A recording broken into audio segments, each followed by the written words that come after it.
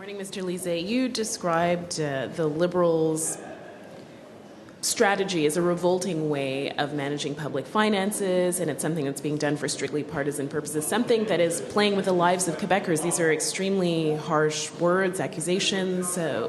Why are you making these comments?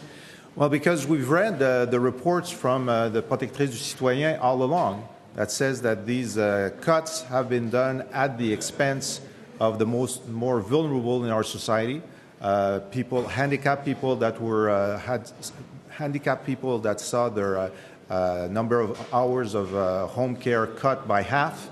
This woman that had to decide to sleep in her wheelchair because she didn't have enough hours for every chore she needed. They were cut. There's been 500,000 hours of home care cut by the government for the elderly.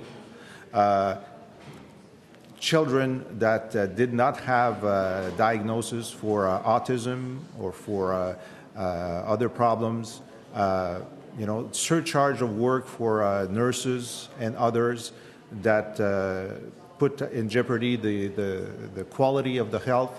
I mean, all across the board, in order to pile up money for gifts during an electoral year, the Liberal government has squeezed and created misery for tens of thousands of people who really needed that. And so the cynical cycle of cuts, then gifts, then cuts again, is something that is revolting. It's not to be seen as a good thing that now they're reinvesting in the areas where people have been saying, hey, we need more money, we need more help here in health and education. Now they're doing that. Well, now they're doing that after, they're putting out the fire that they themselves lit.